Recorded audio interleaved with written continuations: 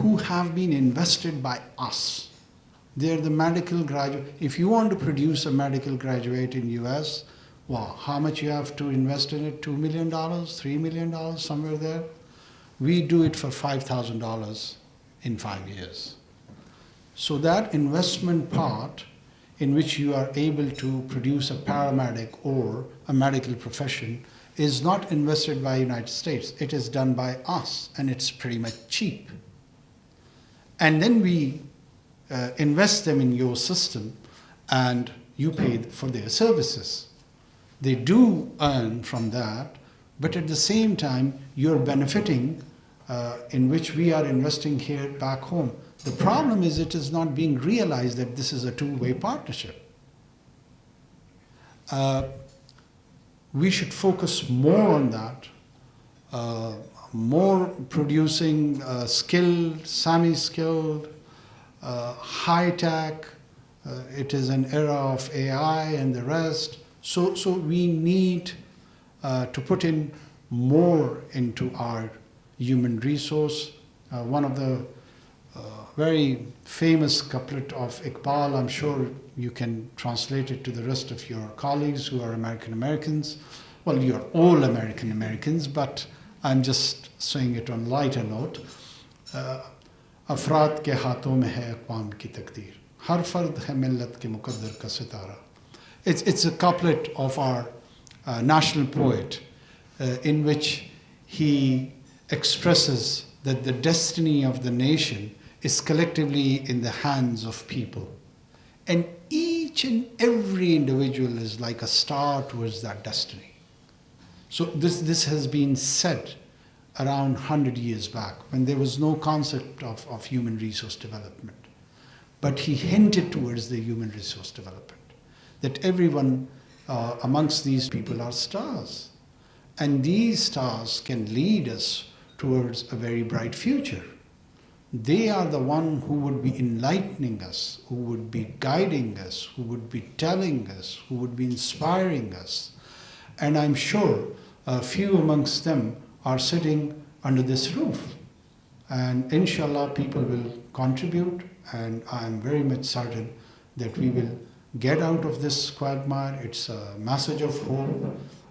There was a time when the Israelis faced a financial crunch, and the inflation rate in the late 70s in Israel was around 1,000%. But they sat there, they put in the right policies, they focused on recovering their economic woes, and they did it. And I'm sure we're going to do not just that, but we're going to do better. Yes, please. Yeah, you.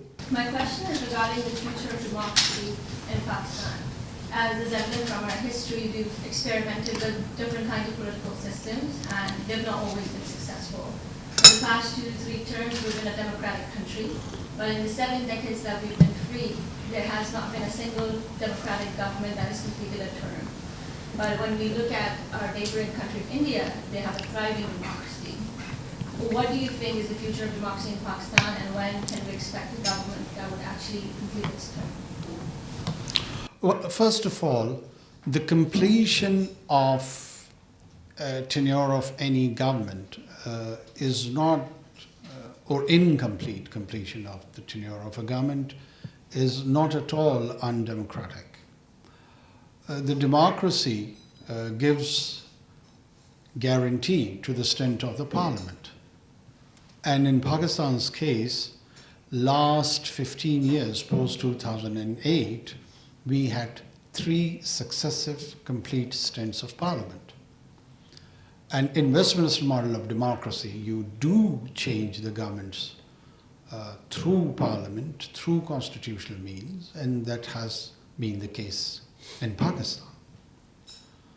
In order to avoid purge and a coup, you have to agree on this principle that the members of the parliament has the inherent right to emplace a government or replace a government. So I have not seen any act in last 15 years where the case has been otherwise. Secondly, to the broader question of what is the future of democracy in Pakistan. The bigger question is, what is the future of democracy at a global scale?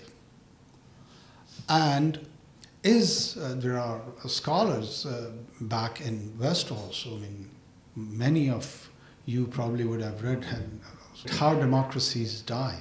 One should read that, one should learn through that. And there is another reference of Shirley Bremen. She teaches at Columbia. It's a case study where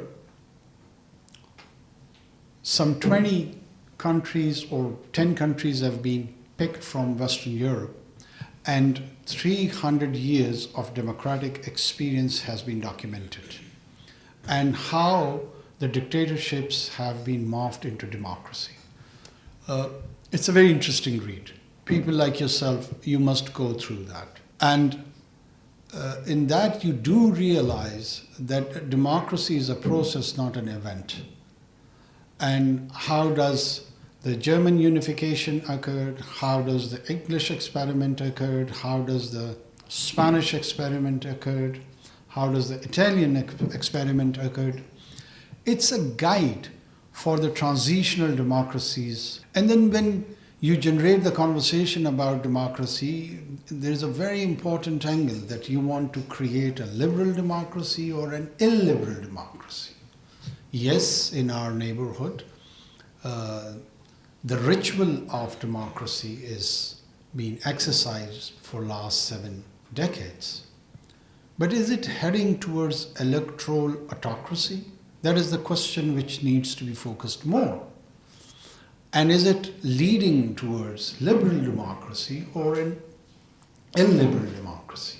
But is it this kind of democracy you would envision and you would want to have for United States of America?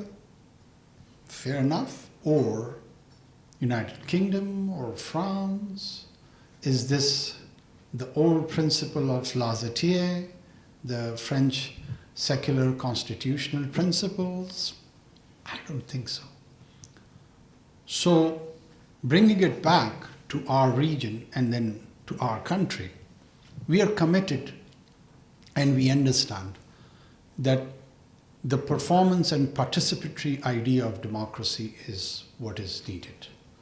We would encourage that. We would try to realize that. But at the same time, when you have to strike a balance, there is a rule of law and then there is a rule of order. That social order can never ever be compromised for a rule of law. Sometimes, there are many scholars in the world which tells you that you have to operate in the law while outdating the law, when you would be operating in emergency laws.